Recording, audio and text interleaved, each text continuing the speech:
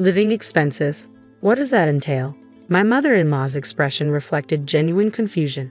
Hey, Brian, can you explain this properly? I pressed, watching my husband squirm. Brian, caught between his mother and me, seemed to shrink under the pressure. I've never received anything like that before, he finally admitted.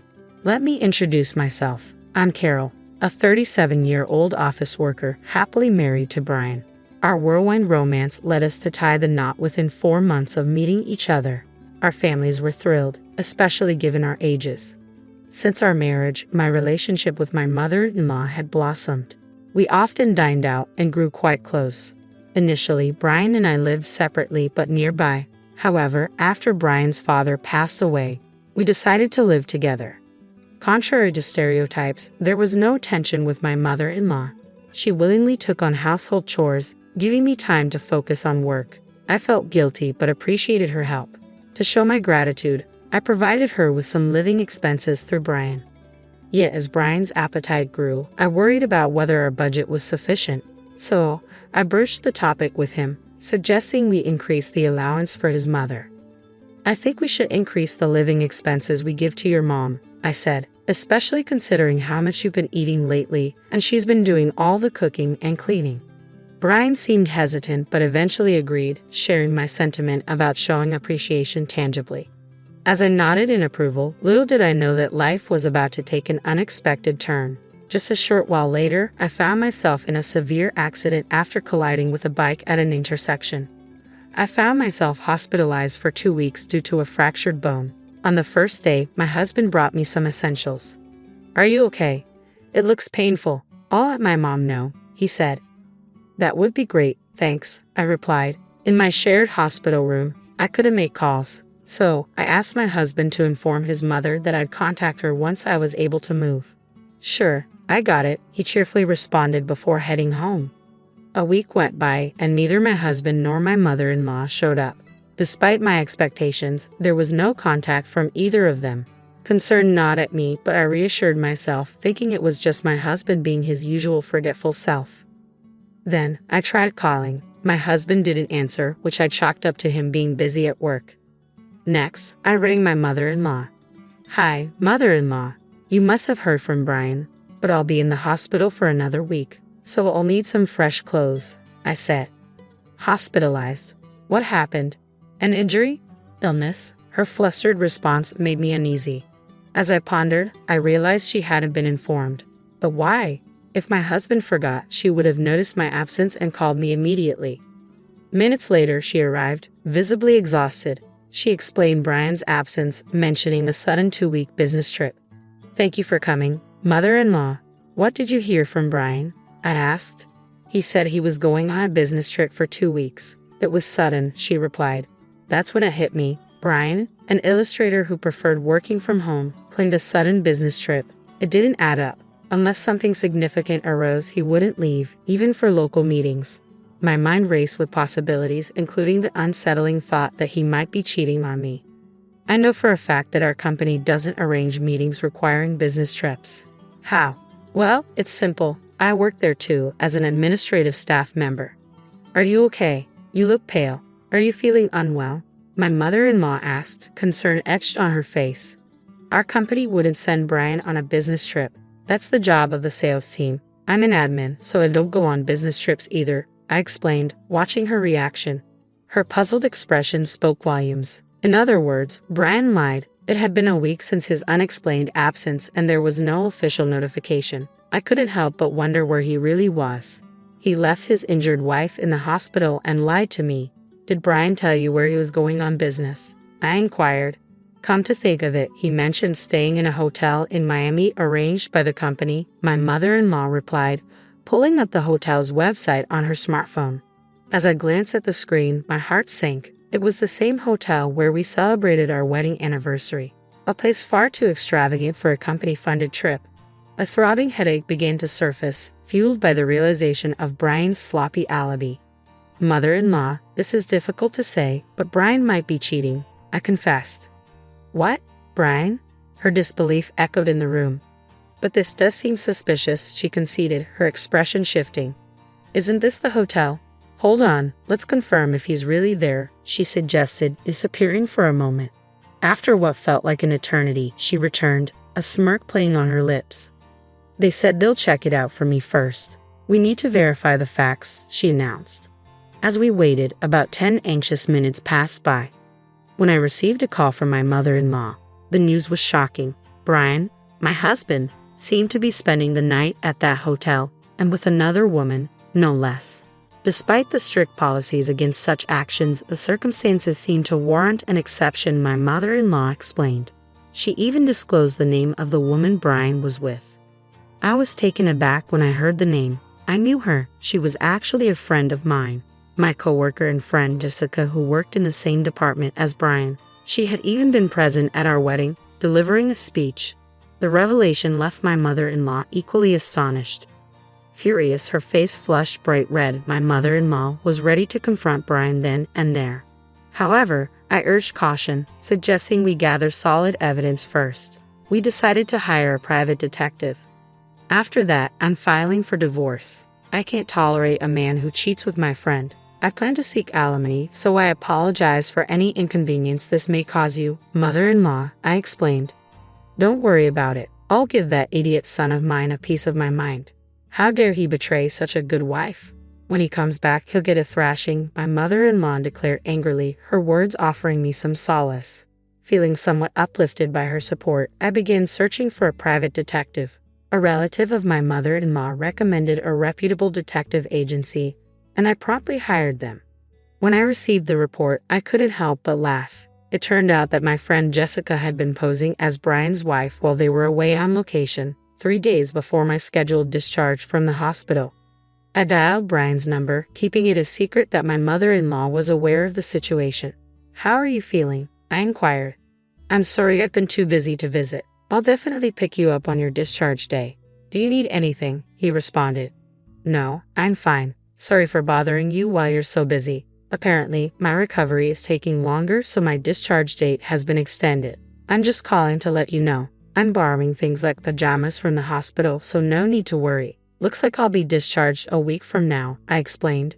Sorry for not being able to support you while you're so busy. Oh, could you withdraw money for the hospital bills? I don't have any cash on hand, so could you do it on my discharge day? I requested. I see. That sounds tough. All right, I should be done with my delivery in a week, so I'll go to the bank before picking you up. My mom's been worried too. She's caught a cold and feels bad for not being able to visit you. Brian lied effortlessly. Suppressing a laugh at his fabrications, I replied, Oh, is that so? Please tell mother-in-law to take care. Did you manage to inform the office? Thank you. Did they say anything about allowances? He asked, trying to keep the conversation casual. They did. I'll take care of the procedures. You just rest and recover. Hope you get well soon. All right, thank you. See you in a week then, I replied, ending the call. Already aware of Brian's deception, I had confirmed with the office before his call. Apparently, he had informed them that he was going on a trip and applied for my leave. As a result, my boss inquired about the trip and my well-being. After explaining my situation, my boss decided to visit the hospital immediately. Not only my boss but also the HR department came, revealing that I was entitled to sick leave benefits. It was then revealed that Brian had been out of touch for about a week, and he was also behind on his deadlines. The same was true for his mistress, who they couldn't reach either. This revelation shed light on a situation that had been ongoing for the past 6 months, finally coming to a head, prompting them to come and talk to me. I informed my bosses that I preferred they didn't mention the situation to Brian or his mistress until a week later. After that, they were free to impose any necessary punishment. Following the plan, I was discharged from the hospital. It appeared that Brian had submitted another application for my paid leave. His mother, my mother-in-law, received a call from him, stating that his business trip was extended. Despite my extended hospital stay due to my illness, he was prolonging his vacation with his mistress. It became evident that there was no love left for me, leaving me feeling saddened. Deciding to take my paid leave as initially planned, my boss assured me to take all the time I needed until Brian returned. My mother-in-law and I prepared ourselves to confront him. The day before I intended to inform Brian about my discharge from the hospital, I called him. Hello, how's your mother doing? I inquired. I'm feeling good and I got discharged today. It was sudden, so don't worry about picking me up. I can pay with my credit card, he replied. You're working today, right, Brian? I pressed. Yeah, I have a meeting soon and another one tonight, so I won't be home until late. Sorry, he said. That's fine, don't worry about it. I'll take a taxi home, I assured him. Suppressing a laugh at the background noise of a shopping center announcement during his call, I calmly hung up the phone and activated the voice recorder. I had received word from the detective that Brian planned to go shopping today, so I deliberately called him during that time. Upon checking the voice recorder, Brian's voice and the background announcement were distinctly captured. Apparently, Brian had contacted my mother-in-law, claiming he was on vacation with a friend. He insisted it was a working vacation, a sort of half-truth, and mentioned I had given my approval, omitting the details of my hospitalizations to spare her worry. Brian's absurd excuses left me chuckling.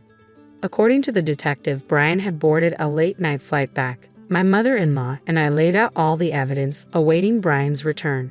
However, Brian called me with a different story. Sorry, the meeting ran late and I missed the last train. I'll be back on the first train tomorrow, he said. Is that so? That's tough. Got it. Sorry, I can't pick you up, I replied calmly before ending the call. After indulging in a 3-week affair trip, it seemed Brian still couldn't get enough.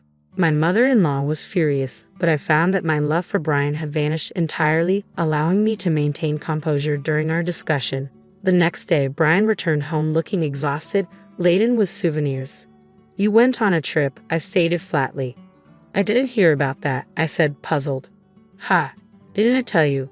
Sorry, my bad. I got friendly with a client, and they invited me. Business relationships matter, right? Brian explained casually as he handed me a bag and followed me to the living room.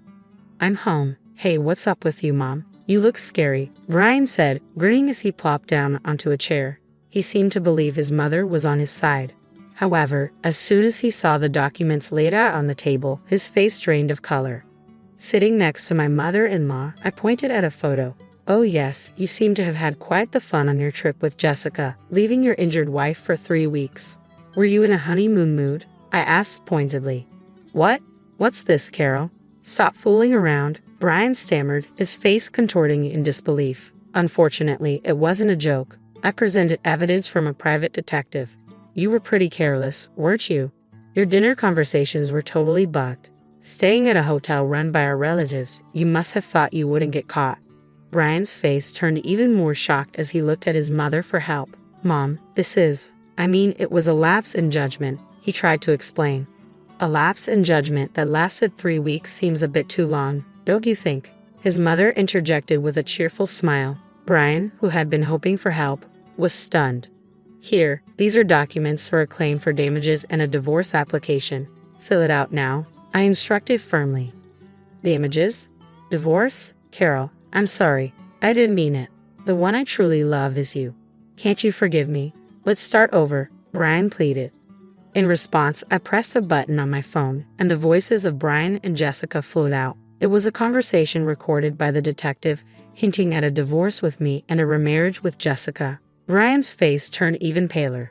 It was just a spur-of-the-moment thing. I didn't mean it, Brian mumbled, looking desperate.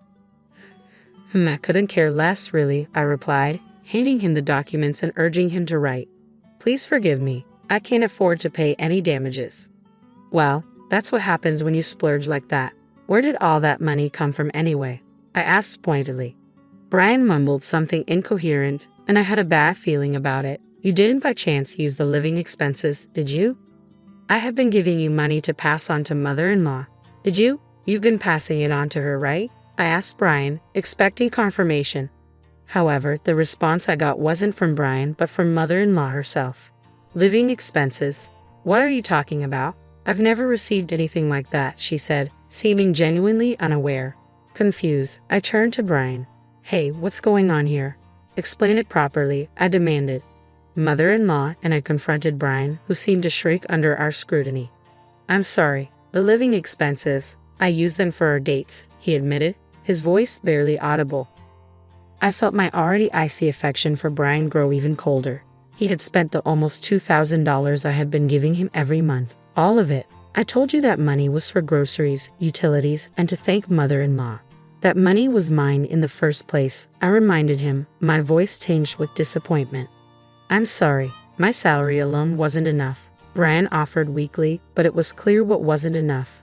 The designer items Jessica had.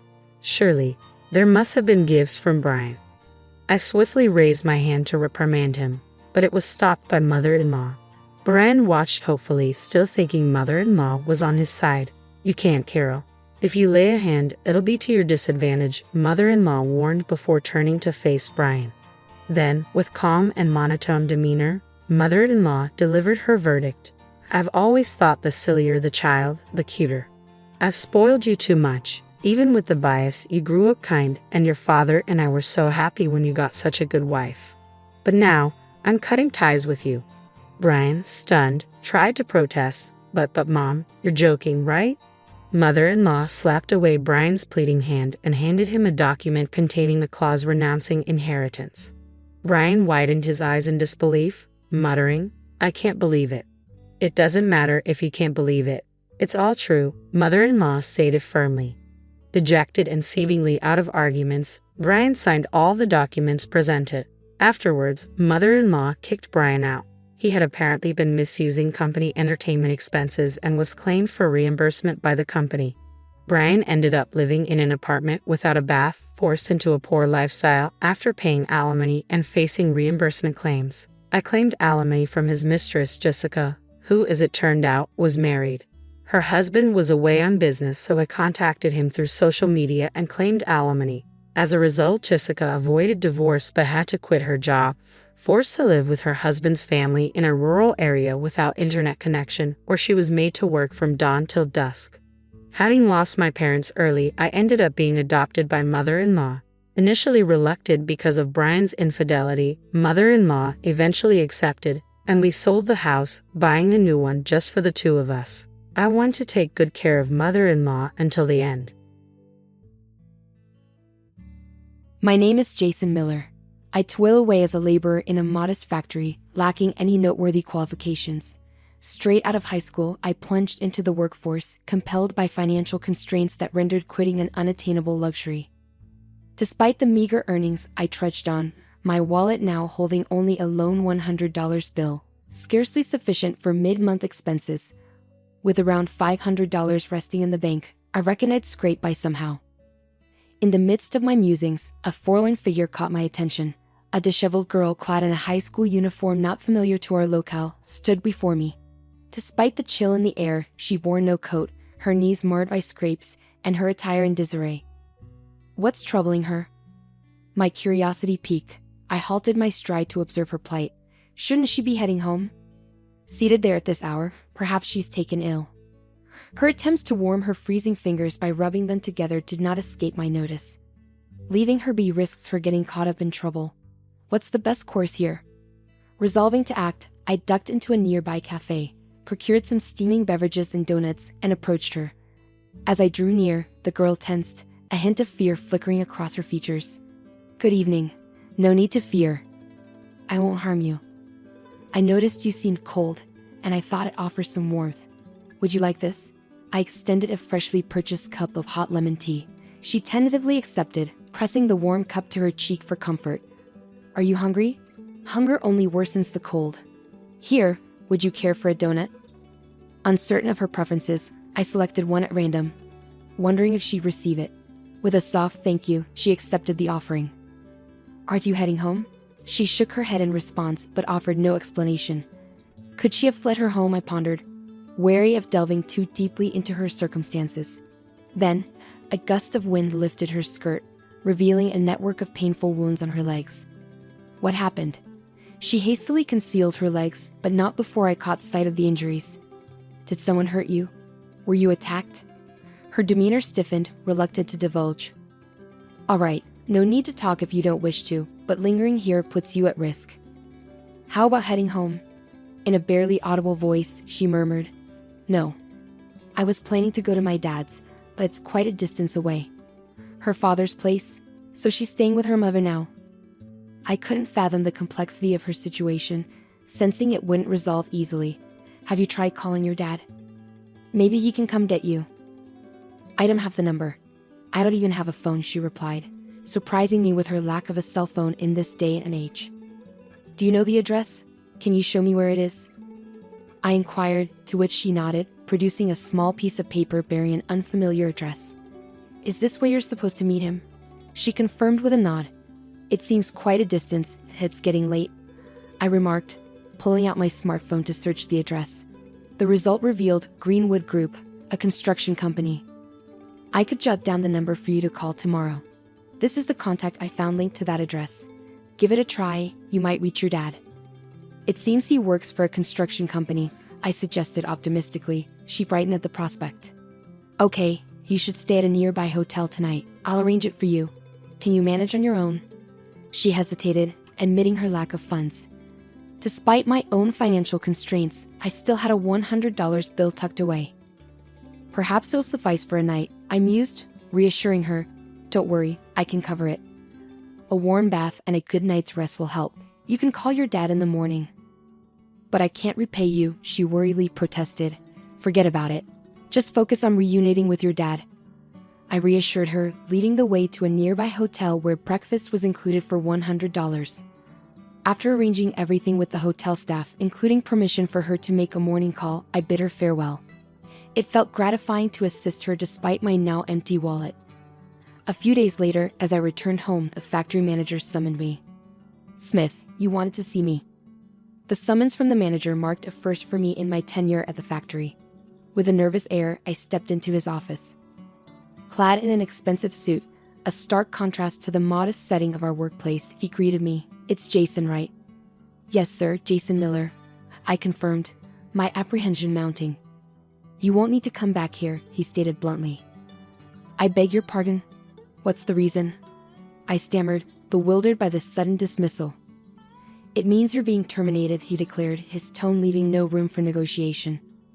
I struggled to comprehend. Could you please explain? Have I committed an offense warranting termination? I can't recall any wrongdoing. We can't tolerate troublemakers like you in our establishment, he asserted. What exactly makes me a troublemaker? And are you connected with the mafia?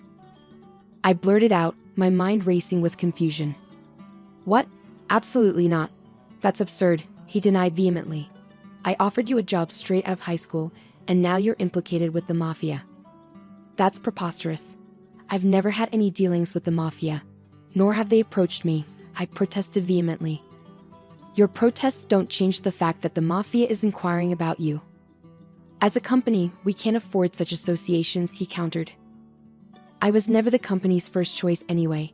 The previous owner used to say things like, as long as someone's motivated, even a high school graduate will do, he disclosed. That's news to me. His decision has put me in quite a predicament.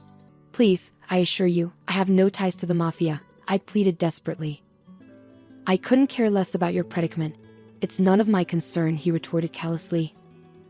Why not seek help from the mafia then? They might assist you, he suggested coldly.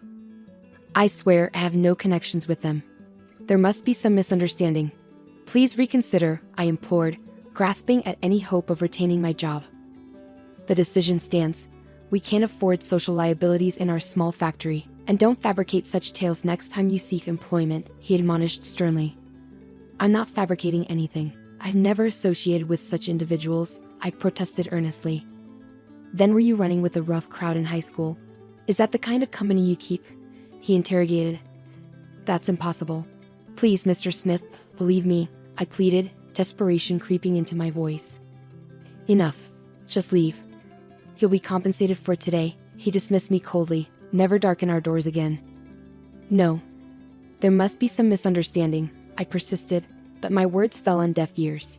He regarded me with disdain, pointing toward the exit. Is that all you have to say? I heard your side. Now go. I've work to attend to. With a heavy heart, I realized it was the end. In the office, I received a meager envelope, my final paycheck from the company. Were the 15 years of hard work really so inconsequential, reduced to this thin envelope? As I bid farewell to my colleagues, their expressions mirrored my disbelief. Why the sudden departure? It's absurd, they lamented, expressing regret at my forced exit. Yet, despite their sentiments, none dared confront the manager or challenge his decision, fearing they'd meet a similar fate. With a farewell and a wish for their well-being, I departed from the gates of the company I had faithfully served for 15 years. What am I to do now? Fired so abruptly, all I possess is this meager envelope. I must find another job swiftly before it dwindles away, I mused, my gaze fixed upon the ground. Suddenly, a black tire halted before me, prompting me to look up. It was a sleek luxury car obstructing the way. Naturally, I thought, must be some high-ranking individual here for the factory. They ought to hasten their entrance. The driver, clad in gloves, emerged from the vehicle and courteously opened the rear door. Stepping out was a man in an exquisite suit accompanied by a girl. He inquired of her, "Is this the gentleman?" Her nod confirmed it. Recognizing her from our earlier encounter, I exclaimed, "Ah, you're the girl from before. So you've reunited with your father? That's wonderful. I'm truly glad for you." Forgetting my recent misfortunes, I addressed her warmly. She beamed and embraced me. "Thanks to you, my daughter is safely in my arms. I owe you my gratitude." "You're her father?" Excellent news. I was concerned for her but had no means to contact you thereafter. By the way, you're leaving the premises quite early. Any pressing engagements? I inquired, attempting a forced laugh. It wouldn't do to divulge my recent dismissal to someone I'd just met, especially someone likely of high rank, evident from the lavish car and attire. It felt improper to engage with such a figure. "If you're not pressed for time, I'd like to express my appreciation. It's nearly lunchtime. Would you care to join me?" He offered graciously. "Oh no, that's too generous." I couldn't possibly accept gratitude for simply doing what was right, I demurred.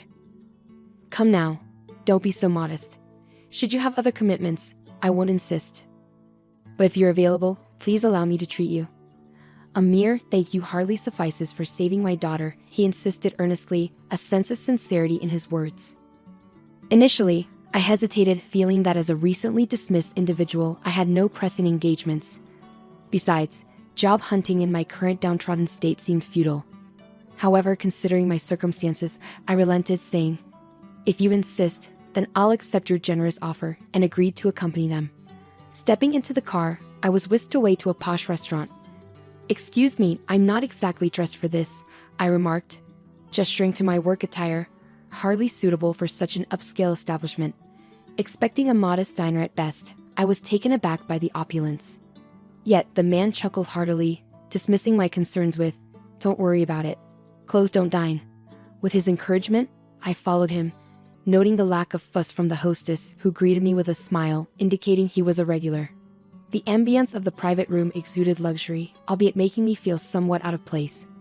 Despite my discomfort, as the conversation flowed and drinks were poured, I found myself gradually relaxing. The genuine smiles exchanged between father and daughter, coupled with the sumptuous fare, began to thaw my apprehension. It felt surreal, being amidst such extravagance as a high school graduate. Yet, with each sip and bite, I couldn't help but savor the moment, sensing it might be my first and last taste of such indulgence. Eventually, the man disclosed his identity. "I should have introduced myself earlier, but that's unlike me," he admitted, offering me a business card bearing the name B of Greenwood family. "Oh my," I thought, my mind jumping to conclusions. "I apologize," he interjected swiftly. "No need for apologies." "You're right," I replied, realizing my faux pas. "But you see, even a mafia member is a parent. Thanks to you, I'm reunited with my daughter." "I'm truly grateful," he confessed earnestly. "Oh, it was my pleasure," I replied sincerely, touched by his gratitude. "May I ask something?" "I've been curious about why she was there that day," I inquired. "That's because, you see, her mother and I divorced years ago. Shortly after she remarried, her new husband appeared to be the vice president of a small factory. However, after her passing, his new wife took over the household. Coincidentally, around the same time, the factory's president, who had always been kind to my daughter, also passed away. The vice president then ascended to the presidency. Since then, my daughter has been treated as an inconvenience. Could that be why her legs were injured? I wondered aloud. Yes, precisely. She was injured in places not easily visible, especially on her back. It was dreadful. I can't even begin to imagine the pain she endured. Before her mother's passing, she received an amulet and was instructed that if she ever needed help, she should open it. That was the note left for her. Unfortunately, not jotting down a phone number was an oversight. She was desperately trying to locate me. However, despite her efforts, the distance was too great for a high school student to traverse alone. By the time you found her, her wallet was empty. If it hadn't been for your intervention, she might have succumbed to the cold. That was the situation, he explained. I suspected there must have been extenuating circumstances. As for her mother's new husband, I can't forgive him for subjecting her to such hardship. I swore to seek retribution, he declared. Oh, it doesn't sound quite fitting for someone associated with the mafia to express such sentiments, does it?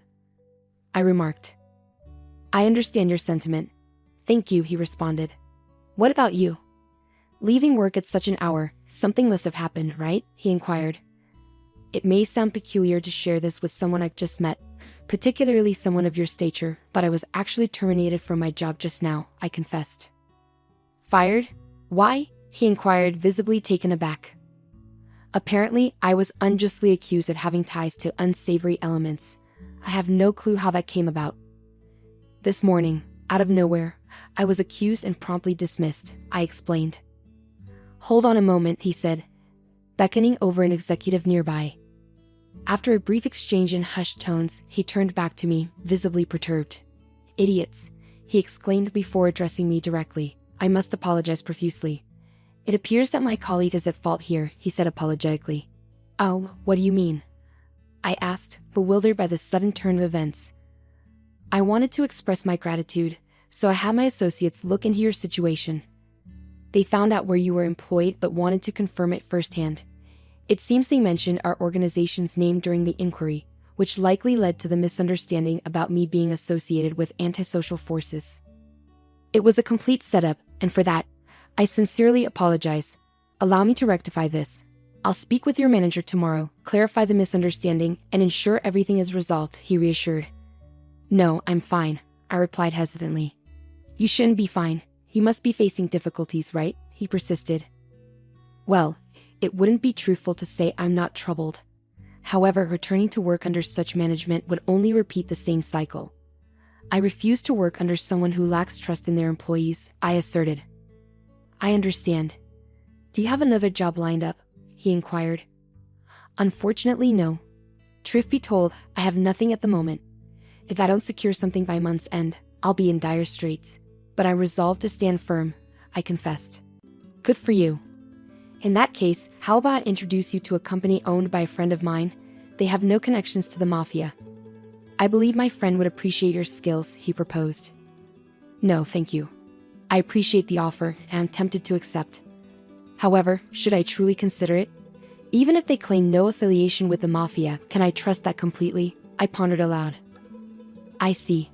Well, should you ever find yourself in need, don't hesitate to reach out. I'm here to assist, he offered with a chuckle. About a month later, finding myself in dire straits, I reached out for his help. Despite numerous job interviews, I remained unemployed. Faced with the prospect of settling for part-time work, he invited me for a drink, ensuring it was on him. It was a humble gesture considering his position, and I accepted, surprised to find such generosity from a mafia member. If it's a bar, you're not asking for much, huh? He quipped. That's not fair. I'm treating you, and you prefer a bar over a fancy restaurant, I retorted. Well, I've never been one for fancy restaurants. They make me feel uneasy. I'm more at ease in a casual bar, I confessed. I see. I suppose I didn't consider that, he conceded. With a beer mug in hand, I replied, I'll take this, thanks, and took a swig. So, have you had any luck finding a job? He inquired. Not yet, unfortunately. Being a high school graduate, it's proving to be quite challenging. I've applied to numerous companies, but no success, I admitted. That's a shame. Say, would you mind assisting me with something? He asked, causing my heart to skip a beat. Being asked for help by someone associated with the mafia didn't bode well in my mind. However, he continued, I understand if you're hesitant, but rest assured, my request is not what you might expect. Even though I'm affiliated with the mafia, not all our endeavors are nefarious. I merely seek justice for my daughter, he divulged. Justice, yes. Over the past month, I've been investigating the individual responsible for my daughter's suffering. It transpired to be the manager of the company you were employed at. He operates as the factory's manager. Unlike his predecessor who wore work attire and engaged with the workforce, this man dons expensive suits and avoids the factory floor entirely. He resides in a luxurious neighborhood over an hour's drive away, which explains his habitual tardiness. Absolutely, a classic example of executive negligence. My daughter practically served as his maid, and it appears she wasn't even adequately nourished. Reduced to tears while eating a single bagel. Unbelievable, isn't it? Yes, unfortunately, it's true. How could he treat my daughter in such a despicable manner? He muttered, frustration evident as he finished his beer. Hence, my desire for retribution for my daughter. But when we talk about revenge, it's not about resorting to anything unlawful. I refuse to risk losing precious time with my daughter by ending up behind bars over a scoundrel like him. So we're approaching this legally. Legally? Yes, hence why I've established a company. What sort of company? It operates within the same industry, but truthfully, it's rather inconsequential. What I'm truly after is seizing control of that company. Seizing control? Yes, precisely. We'll orchestrate a takeover and oust the manager. I possess substantial incriminating evidence against him. He's drowning in personal debt, largely accrued from gambling and the like, and now he's funneling the company's profits to settle his debts. Is that so? Yes, that's precisely why the employees' wages have plummeted. They've seen a significant decline since the passing of the previous manager. That's correct. Our wages took a nosedive following the demise of the previous manager. It's clear now. We were all pawns in his scheme, toiling for his benefit. Hence, my resolve to oust him from the company and transform it into a place where employees are rightfully compensated. What fate awaits the manager once he's ousted? Well, I reckon he'll be in quite a bind. Additionally, it appears his wife married him solely for his wealth. If she discovers he's no longer in power, she'll likely abandon him. Moreover, socially, I'll ensure he's ostracized, making it challenging for him to secure employment elsewhere. You could do that? Well, I am the boss of Greenwood after all. Manipulating such situations comes naturally to me. I understand. I sought your assistance because you too fell victim to his actions. I presumed you might seek retribution as well.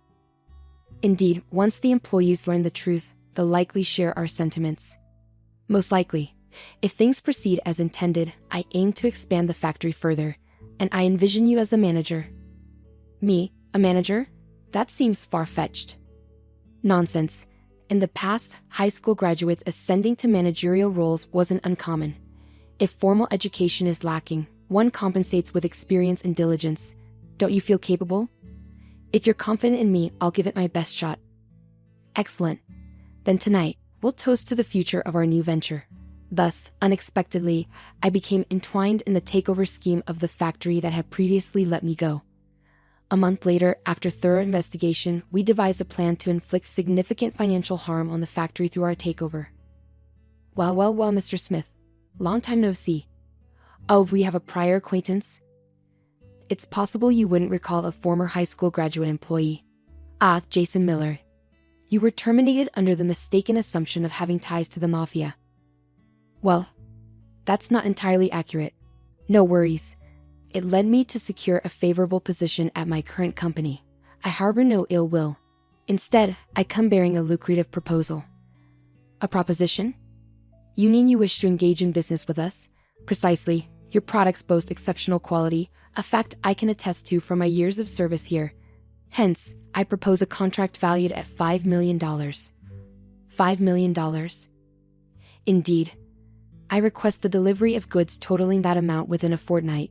Upon confirmation of delivery, the $5 million will be transferred. That's quite generous. So shall we proceed with this contract? Of course, I said as I placed the contract on the table, urging him to sign without perusing its contents. He was elated by the mention of $5 million and hastily affixed his signature. Foreseeing the manager's lack of attention to detail, I had expected as much. Yet it still amused me to witness the behavior of a company manager. With the contract signed, he spurred the employees into action, driving them relentlessly and demanding they work without respite. Production surged forward, but when it came time for delivery, complications arose. No delivery company would take on the task, likely due to interference from the Greenwood. In desperation, Smith himself sought out carriers, only for a truck from the Greenwood to conveniently appear. Despite loading the goods and dispatching numerous trucks, delays ensued, with vehicles encountering various issues along the journey. Ultimately, the deadline passed without the goods arriving. I promptly contacted Smith and returned to the factory. The goods didn't arrive by the deadline. Our company has incurred significant losses, I informed him. This is a breach of contract, he protested. No, we fulfilled our end of the agreement. It clearly stipulates in the contract that failure to deliver results in a $5 million payment, I countered. That's preposterous. I wasn't aware of such a clause, he retorted. Mr. Smith, whether you were aware or not, it's clearly outlined here. Claiming ignorance won't absolve you of your responsibilities, I asserted. Impossible. My company doesn't possess $5 million. Then it appears we'll have to acquire this factory. This factory, it's clearly stated here. Even if the mishap occurred due to the carrier's fault, your company assumes full liability. You've signed the agreement, haven't you? Hold on, this is outrageous. Without the factory, it will spell disaster. Indeed, it appears so. No longer will anyone be able to settle the personal debts you've accumulated. How did you become aware of that? That's not all. It's likely your wife will depart as well. It seems she wedded you solely for your wealth. You were aware of all this and orchestrated this contract, he accused. It's not just me who harbors resentment towards you. That's why this course of action was taken. Now, the factory belongs to our company. Pack your belongings and depart, I instructed sternly. Unbelievable. With all my debts, he lamented, sinking into despair. Following his expulsion from the factory, he sought solace with his wife, imploring her assistance in clearing his debts. However, accustomed to a life of luxury, she chose to sever ties with the now destitute manager. Slamming divorce papers onto the table, she callously demanded compensation, further plunging him into insurmountable debt, leaving him in a state of profound suffering. Upon reporting the entire ordeal to the boss, he expressed satisfaction and commended my actions. Henceforth, he'll find no employment with any reputable company. He'll come to truly understand the consequences of betrayal. Yes, may he face torment in the depths of hell, I concurred. Presently, you're the manager of this factory. Will you endeavor to expand the company for the benefit of the employees and yourself? My colleague inquired. No, that's not my primary motivation. I didn't undertake this for personal gain. I did it for the sake of my daughter, you, and all the hardworking employees at this factory. It's imperative that we prioritize the happiness of our employees, I clarified. Understood, sir. We'll ensure the employees' well-being, they affirmed. With that result, I resumed my role as the factory's manager, greeted warmly by my former colleagues. Thank you all for remaining steadfast. Together, let's strive to enhance the factory and ensure every employee receives fair compensation. This factory belongs to all of us, I proclaimed during my inaugural address. My colleagues erupted into cheers, welcoming me back wholeheartedly. 3 years ago, Nick tied the knot with Jolie. Frankly, had it not been for her unexpected inheritance of the family business following her father's untimely demise, Nick might never have walked down the aisle with her. Mr. McMillan, once robust and seemingly invincible, succumbed to a sudden stroke, leaving Jolie as his sole heir. Nick, a charming but idle individual accustomed to leeching off women, couldn't help but take notice. Jolie, swayed by Nick's smooth talk and promises, fell under his spell, while Nick saw in her a golden opportunity, his plan. To buy his time until something more lucrative came along. As luck would have it, Jolie's inheritance turned out to be the golden ticket Nick had been waiting for. With her newfound wealth, she became his jackpot. Nick, confident in his ability to manipulate her growing affection, envisioned controlling her fortune for his own gain. Initially, Nick's scheme unfolded smoothly. Jolie, engulfed in grief over her father's passing, leaned on Nick for support, oblivious to his ulterior motives. Nick seized the moment, showering Jolie with care and attention during her time of need, all the while concealing his true intentions. He kept up his facade until they exchanged vows, ensuring there was no turning back. After the funeral, Nick proposed marriage, suggesting they wait until Jolie had mourned her father properly. However, when Jolie questioned the necessity of a prenuptial agreement, Nick's true colors began to emerge. Nick, is this just a business move? Jolie queried, echoing the sentiments of Mr. Chinland, her father's trusted advisor. It's humiliating. "Do you think I'm only after your money?" she protested. Nick, taken aback by her defiance, responded defensively, "Honey, it's merely a precaution. We need it just in case. My godfather insists on it. He's always looked out for me, like a second father." Though Jolie's understanding of financial matters might have been lacking due to her privileged upbringing, she possessed a tenacity that transcended her naivety. When she set her sights on a goal, she pursued it relentlessly. Nick, finding himself backed into a corner, begrudgingly acquiesced to all of Mr. Chin's conditions. While the terms of the marriage contract seemed standard, they effectively stripped Nick of any entitlements. It was abundantly clear that Jolie's inherited business and assets would remain solely hers. Nick had assumed he'd have a share in the dividends and the opportunity to amass new wealth. However, the meticulous contract drawn up by a top-tier lawyer dashed those hopes. Despite this setback, Nick convinced himself that the marriage still held benefits. He saw it as a means to tap into his wife's finances without oversight, building his own capital for the future.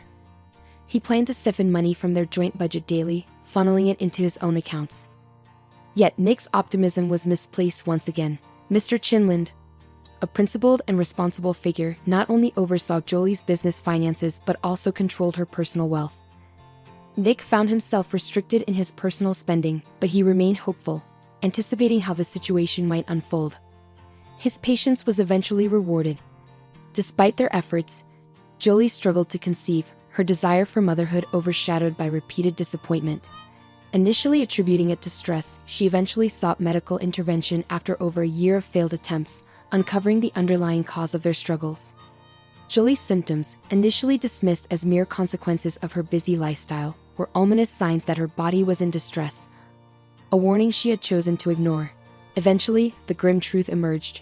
She was diagnosed with cancer. Over nearly 2 grueling years, she endured treatments and suffering with little to show for it. Throughout this ordeal, Nick's role as a husband was merely nominal. His vested interest lay in Jolie's existence being inconsequential, a fact he failed to conceal adequately. While the topic remained unspoken, Jolie couldn't ignore the whispers of her husband's infidelities with numerous other women. Nick, however, fancied himself a master of deception and manipulation.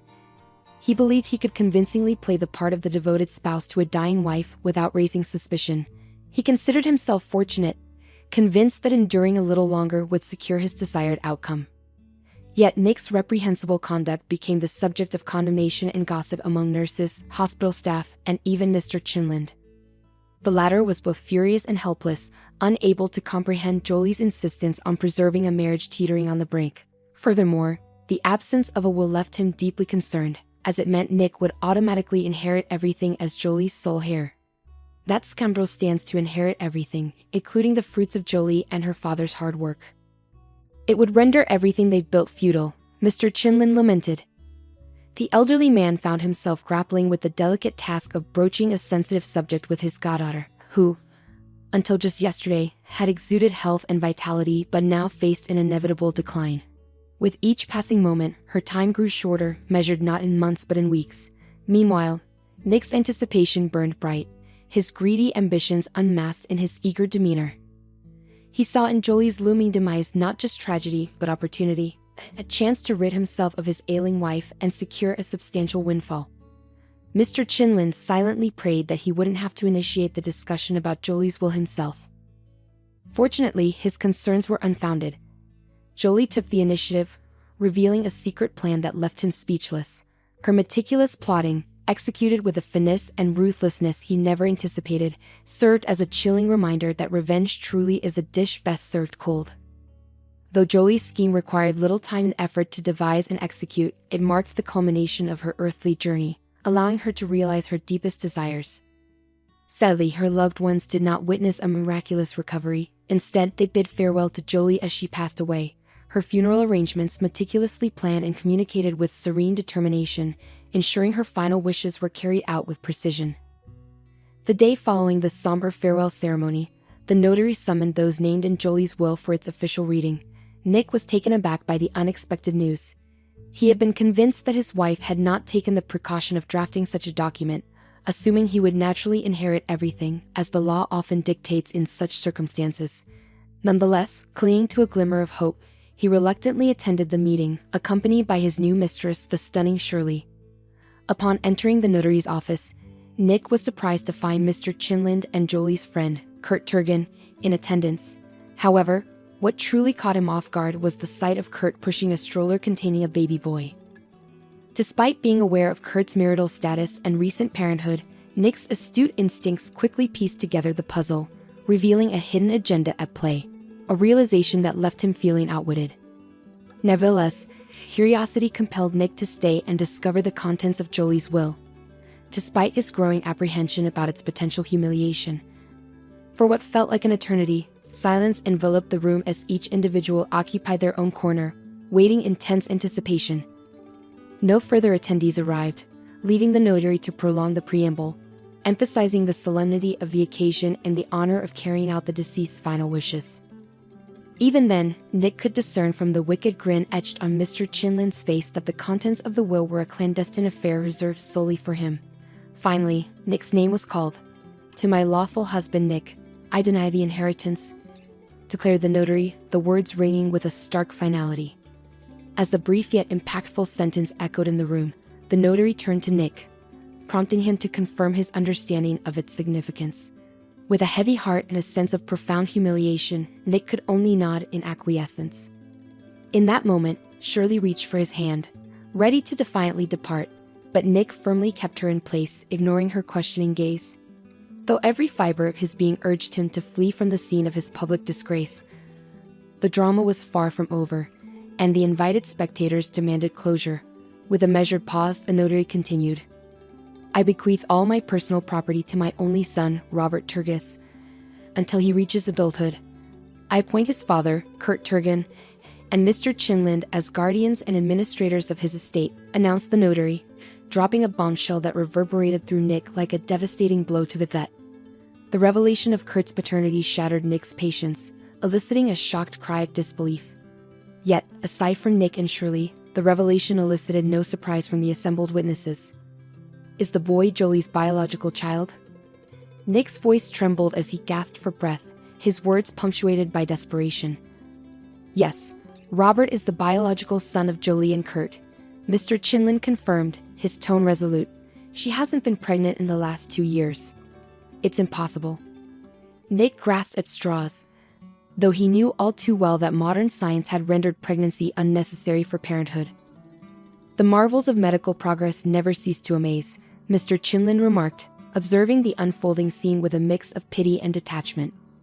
For Kurt, the memories of 2 years prior flooded back, a chilling reminder of the moment he learned of his best friend's grim prognosis.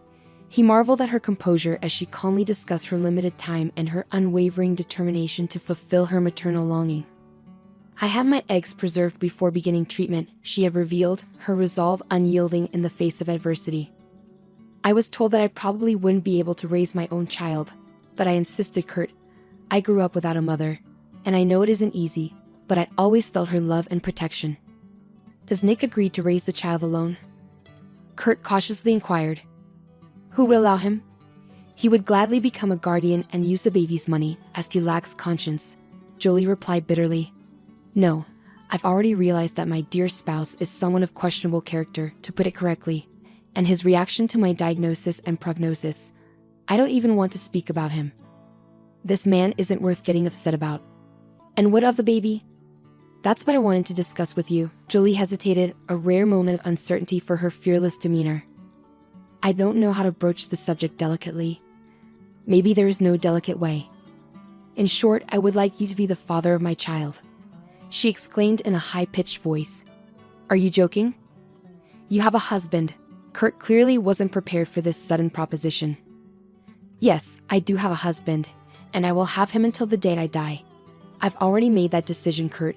Of course, we won't sleep together. It's impossible given my current condition. I can't carry the baby myself. Unfortunately, I have my eggs preserved. Now we need the biological material from the future father. Naturally, I also need a woman to carry and give birth to him, but luckily, such services are available now."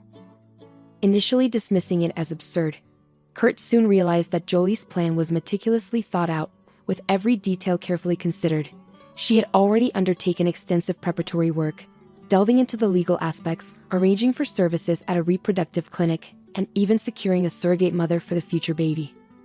Kurt, I could use the services of a donor for the father for the baby. I really want to leave a piece of myself behind. But when you think about it, who will the baby be with? I've been thinking a lot, but you're the only one I can rely on. I am sure of you, knowing you for so many years. I believe that you will be a great father. I understand that you want to create your own family, get married, and have children naturally. It's logical. But please think about it. Don't answer me right now. For me, after what happened with Nick, it is critical that the father of my child is someone who doesn't prioritize money, someone who won't exploit my assets. I'm not as naive as I was before marriage. Nick taught me a lot. Now I have a lot of life experience. As for you, you don't need any money at all. You have plenty. My father has the money, Kurt interjected, correcting Jolie's line of reasoning for the first time. You know you're going to get it. You worked tirelessly to keep the family company thriving. You've never been needy. Now I know for a fact that a man who grew up poor will never stop thinking about having enough to eat. And if his decency is also lacking, there will be a big problem. I have experienced that firsthand, Jolie sadly added. To be honest, I'm completely confused. I had an entirely different idea of becoming a father. I need to consult my parents, understand that I can't make such a decision alone. I will need the help of close family members when I become a father, so I have to inform them and ask for their opinion. Jolie had no objections, but she requested that Kurt promise to keep their arrangement a secret. The conversation with Kurt's parents proved challenging. His father remained neutral, accepting the situation and promising to support his son's decision and assist with his grandchild as much as possible. His mother, however, struggled with the idea. Like any mother, she wished for her son to marry and have children with a good woman. While she held Jolie in high regard and felt immense sympathy for her, the thought of her potential grandchild being born to another woman, especially with Jolie's illness, was difficult for her to accept. Could the child inherit the disease, she asked, the question lingering uncomfortably in the air. Though hesitant to broach such a sensitive topic, she couldn't ignore the potential risks to her grandchild's health. Jolie does not have a hereditary form of the disease, Kurt reassured her, alleviating some of her anxiety, though not entirely. After careful consideration, she expressed her support for her son's decision, albeit with lingering concerns. Kurt himself grappled with uncertainty. Jolie's proposal had caught him off guard, but after much contemplation, he found no reason to refuse. When he conveyed his approval to Jolie, she was overjoyed, and they began to execute her plan methodically. As Kurt reflected on the profound changes unfolding in his life, Mr. Chinlin reminisced about his conversation with Jolie just over 2 months prior. Beginning with expressions of her respect and admiration for him as a father figure, she eventually revealed her request for him to become her son's guardian. Initially dismissing it as delirium, Mr. Chinlin was left in shock as Jolie detailed the entirety of her plan. Not only had she and Kurt made a bold decision, but they had also managed to keep it hidden for so long. How old is the baby now? Mr. Chinlin inquired. Robert is 8 months old. Jolie beamed.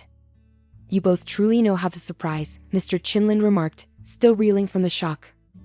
I don't want Nick to find out about the child until after I'm gone. He'll only learn of it when my will is read. It's already been drawn up, and is in the hands of the notary. However, there's one aspect we still need to address.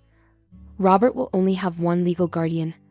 Upon reevaluating many aspects of my life, I've decided not to leave anything to chance. Kurt has parents, so if anything were to happen to him, Robert would go to them. But I want you to have legal rights as well, just in case. With his keen understanding of people, the elderly man recognized the potential danger in confronting Nick directly, even though Jolie's husband undoubtedly deserved such treatment. In the hushed atmosphere of the notary's office, everyone was lost in their own thoughts. It was clear to see that Nick was cursing Jolie in every possible manner. People like him often fail to grasp that their own actions may have provoked such responses. Introspection of that kind is often too complex for individuals like him. Why bother looking for faults within oneself? Strangely enough, it was Shirley who broke the silence. She attempted to guide her lover out by the elbow, but Nick had no intention of leaving, feeling compelled to voice his grievances. Are you certain I'm entitled to nothing? No obligatory share or whatever it's called? I am her husband after all. Nick's voice rose in protest. As per the will, you're not listed among the beneficiaries entitled to an obligatory share of the inheritance. Furthermore, I've meticulously reviewed your marriage contract. Its contents are enclosed here." The notary indicated the hefty folder before him with a firm tap.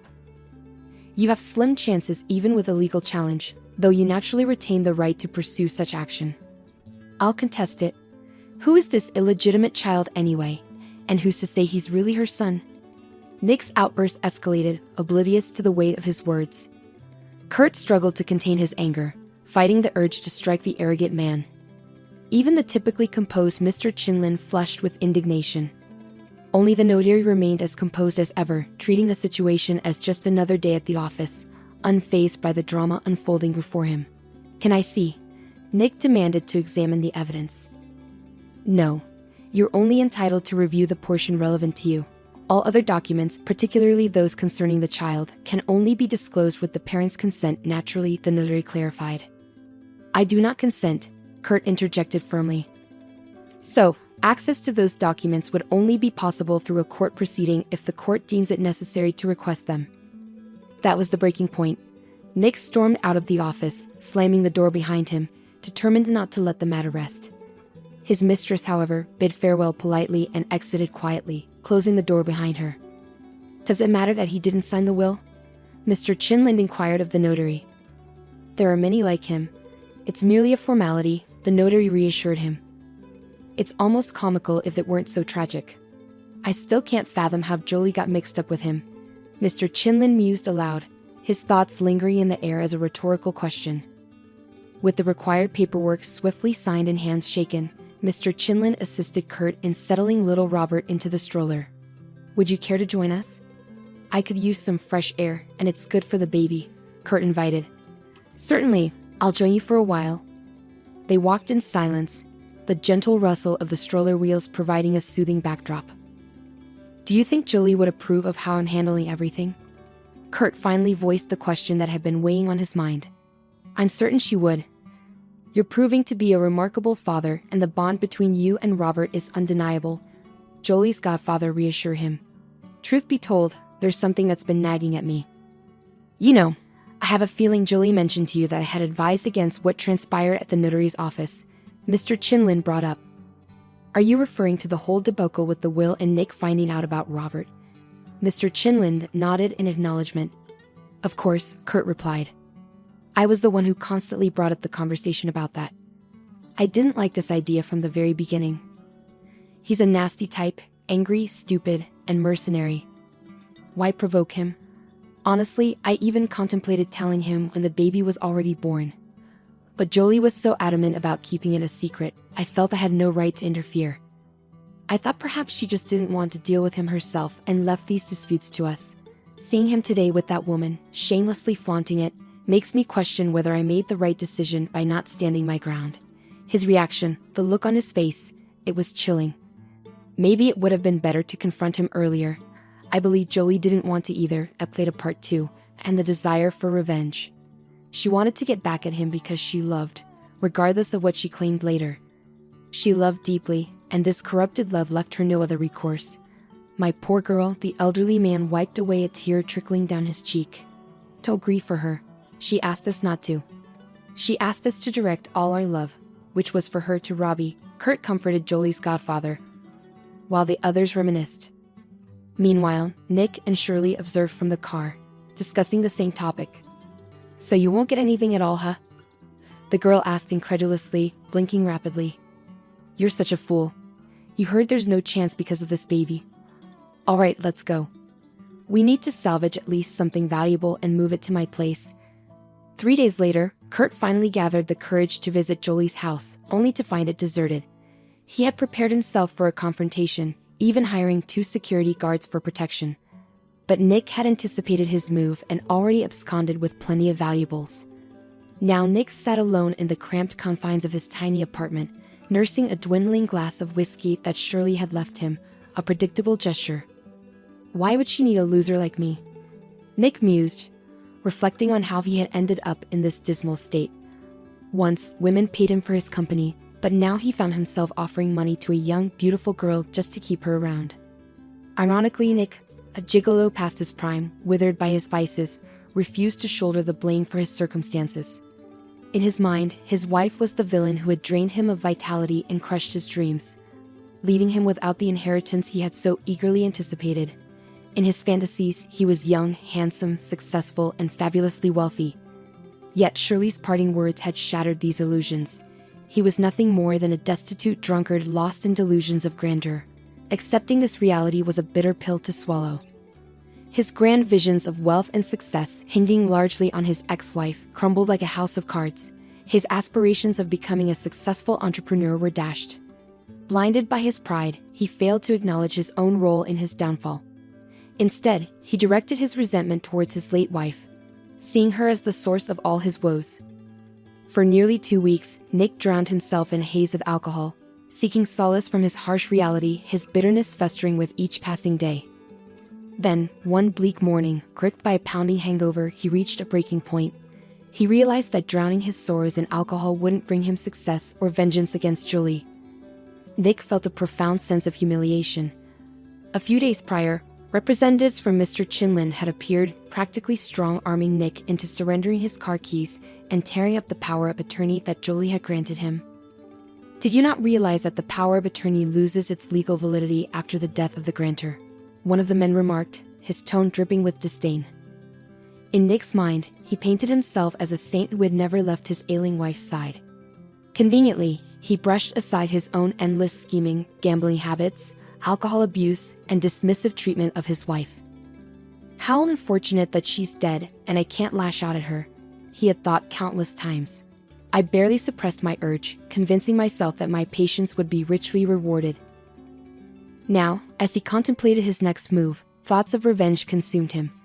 Initially, he had entertained the idea of desecrating her grave.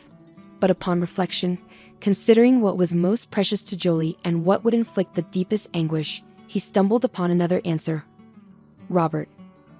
A surge of electricity coursed through Nick as this idea took hold in his mind. He chuckled maliciously, finally concocting his revenge plot. While many details needed ironing out, he had settled on one crucial point: he would not harm Robert. What's a mother's worst nightmare? Not being able to protect her child in times of trouble. That's precisely the fate he planned for. His imagination was ablaze with a simple yet sinister plan: to abduct the baby, whisk him away to a distant location, and abandon him at an orphanage. After a week of dwelling on thoughts of revenge, Nick found solace and satisfaction in his fantasies, if one could call them that. He hadn't smiled like this in ages. Granted, the grimace he wore might have been unsettling to some, but Jolie's husband cared little for appearances. In fact, you could say he was elated as he meticulously plotted every detail. He reveled in a sense of euphoria. Although his target was out of sight, Nick savored the mental image of Jolie's anguish at her inability to protect her child. Once he had outlined his plan in theory, Nick shifted his focus to practicalities. He needed to gather intelligence on Robert's movements and the people he encountered outside the house to pinpoint the perfect time and place for his crime. Having known Kurt well in the past, and even having visited his parents' house, Nick was aware of their affluent suburban community and its heightened security. As he delved deeper into his scheme, he became acutely aware of the obstacles he would face. He couldn't predict how long he'd spend surveilling from the cover of the forest, peering through binoculars, studying the child's routines and activities. Was the risk worth the reward? Without a doubt, Nick reasoned with himself. His mental state had deteriorated significantly since the reading of the will. She destroyed my life, and I'll destroy her child's, he muttered maliciously. In his twisted fantasies, Nick envisioned himself as a wealthy heir living off the state's provisions, while his deceased mother looked on from the afterlife, bearing the weight of blame for his misdeeds. His laughter echoed with malice, a chilling sound that would have alarmed any bystander with a shred of empathy. But history does not entertain what-ifs, and Nick was left unchecked in his pursuit of his dark ambitions. Once he set his mind on a goal, no matter how sinister, he pursued it relentlessly to its conclusion. For 2 full days, Nick didn't just watch but meticulously prepared the groundwork for his scheme. He scoured the entire area, seeking the perfect vantage point that would afford him an unobstructed view of the settlement, particularly the Turgis household, while keeping him concealed. He poured all his energy and time into finding the ideal spot, ensuring it met his stringent criteria. Day after day, he rose with the dawn, immersing himself in surveillance at the cottage settlement until nightfall. With binoculars in hand, he meticulously documented every movement, noting arrivals and departures with unwavering diligence. Through his observations, Nick learned that the child was under the care of Kurt's grandmother and a nanny. Both Kurt and his mother were unsuitable targets for Nick's plans. It would recognize him immediately. Nick had no intention of facing consequences for his actions. Anticipating police inquiries, he aimed to deflect suspicion away from himself. Thus, he identified the nanny as the target of his scheme. She followed a predictable schedule, walking with Robert along familiar routes at set times. Luck seemed to smile upon Nick when, on a Wednesday, the nanny ventured beyond the settlement's secured confines for a daytime stroll with the sleeping baby. She followed a forest path to a clearing where she met another nanny from a neighboring settlement, her laughter carrying through the air. Recognizing an opportunity, Nick decided to limit his visits to the settlement to Wednesdays, minimizing the risk of drawing attention to himself. His plan was meticulous, akin to a well-oiled machine. Each Wednesday, like clockwork, the nanny ventured into the forest. For 4 consecutive weeks, Nick observed this routine, ensuring its consistency. As the 4th Wednesday approached, he knew the time had come to execute his sinister plan, confident in its precision and success. He acquired a potent stun gun from a local market, exchanging cash to evade detection. Every aspect of his plan was meticulously arranged to minimize the risk of capture. Securing an old car, he appropriated license plates, ensuring they were affixed inconspicuously. He strategically positioned the vehicle for a swift getaway, yet far enough to evade suspicion. Disguising his appearance was paramount, taking precautions to obscure his features and physique to evade identification. Obsessed with thoughts of kidnapping, he became consumed by them, even dreaming of the deed in vivid detail. As the fateful day drew near, he shed nearly 7 kilograms, a physical manifestation of his preoccupation. A haunting aura of neurosis and fixation began to manifest in his countenance, a visible testament to his unraveling psyche. On the appointed Wednesday, he parked in his chosen spot, his nerves taut with anticipation. As he spied the nanny guiding the stroller down the path, a tremor of apprehension coursed through him. The meticulous planning had insulated him from the grim reality of his impending actions. He was poised to confront a stranger, to assault her with a stun gun, and to wrest the child from the safety of the stroller, all in a desperate bid to enact his vengeful scheme. Reality shattered his preconceived notions, starkly contrasting the simulated scenarios of his imagination. Here, everything was palpably real. The unsuspecting woman, the innocent child nestled in the stroller, his gaze filled with innocent wonder. Nick was not inherently predisposed to violence, but his festering animosity towards Jolie propelled him across the threshold of moral restraint. Approaching the nanny, he forcefully pushed her away from the stroller, causing her to stumble and fall. He then unleashed the taser's jolt upon her, rendering her unconscious with a single shock. With trembling hands, he moved to extract the child from the confines of the stroller, his heart racing with adrenaline-fueled urgency. Yet his meticulously crafted scheme was abruptly derailed. As he leaned down to undo the child's restraints, a sudden blow struck his head, sending him reeling to the ground in a dizzying haze of confusion. The next thing Nick knew, he found himself subdued by an elderly man standing over him, scolding Nick while deftly binding his hands. Nick's consciousness slipped away once more. It turned out that the mysterious figure was none other than Mr. Mayo, a respected gamekeeper renowned in the nearby elite communities. His guardhouse, nestled inconspicuously amidst dense foliage, overlooked a clearing frequented by nannies from neighboring settlements, unbeknownst to Nick on that fateful day. Mr. Mayo had been returning from a local errand when he caught sight of suspicious activity. "I spotted someone, cloaked in black despite the morning heat, stationed as a lookout. I decided to observe and investigate," he recounted later to the police. With years of experience navigating the forest, Mr. Mayo adeptly maneuvered without disturbing the wildlife. "I concealed myself behind a tree, keeping vigilant watch. Suddenly, I witnessed a man assaulting a woman, knocking her to the ground. Initially, I feared for her safety, but it became clear he was targeting the child. Acting swiftly, I intervened, striking him with a makeshift cudgel I had prepared," Mr. Mayo elaborated. "Exceptional work, Mr. Mayo. You've become a local hero. The press is eager to speak with you," remarked one of the officers. "No, I prefer to stay out of the limelight. That's not my style," Mr. Mayo declined, quietly retreating to his abode via a circuitous route to evade pursuit. He considered his actions nothing out of the ordinary, believing anyone would have done the same in his position. How could I stand by when those in need of protection were in harm's way, he reflected. A few hours later, Kurt arrived at Mr. Mayo's house, gratitude pouring from his words. I'm the father of the boy you saved today. He's a resilient kid. Once I held him, he settled right down. Such bravery and intelligence in those eyes. We're deeply thankful you were there when it mattered. We can't express our gratitude enough, Kurt expressed, his voice laden with emotion after a tumultuous day. Is there any way I can repay you? Kurt inquired earnestly. Mr. Mayo waved off the notion with a humble smile. No need for thanks. When a child's safety is at stake, there's no hesitation, he replied, genuinely touched by Kurt's appreciation. Yet Kurt persisted, wanting to show his gratitude. If you insist, perhaps a new hunting suit and some provisions for my dog? Consider it done. But may I ask, was your intervention motivated by money?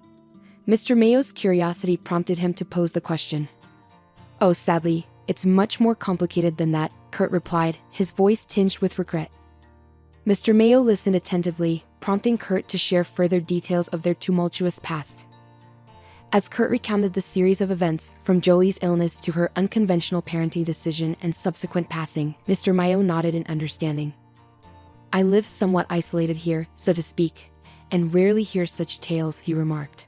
Kurt elaborated on Nick's motivations, highlighting the investigators' insight that Nick's actions were driven not solely by greed, but by a deep-seated desire for revenge. He was consumed by it, Kurt explained. Relieved to share the complexities of the situation with an impartial listener, Kurt pondered aloud, questioning if their actions had driven Nick to the brink of madness and revenge. If it were just about himself, I wouldn't suffer such reflexivity.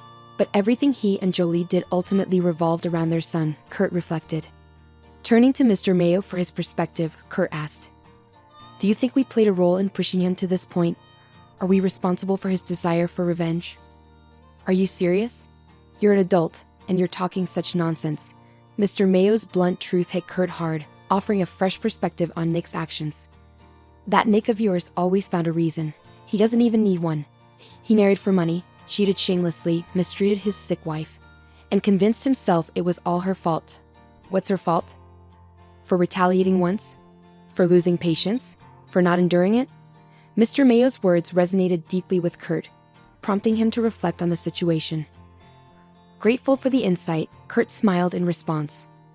Now, I also owe you for your good advice, he acknowledged.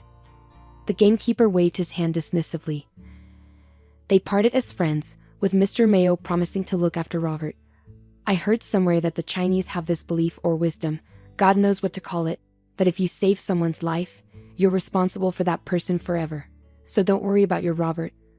I'll look after him here too, Mr. Mayo assured Kurt. True to his word, Mr. Mayo became a regular presence in Kurt's household, providing support and love to Robert. Meanwhile, Nick was sentenced to several years of imprisonment, bringing a sense of relief to Kurt's family. Life gradually returned to normal, with Mr. Chinlin continuing to fulfill his duties as Robert's guardian. Kurt found companionship in a single mother whose daughter attended the same kindergarten as Robert. Their children quickly became friends, sparking hope in Kurt's parents for his personal happiness. Despite moving forward, Kurt remained dedicated to honoring Jolie's memory. He regularly spoke to Robert about his mother, sharing photos and videos to ensure her presence was never forgotten. He reassured the boy that his mother's love would always surround him.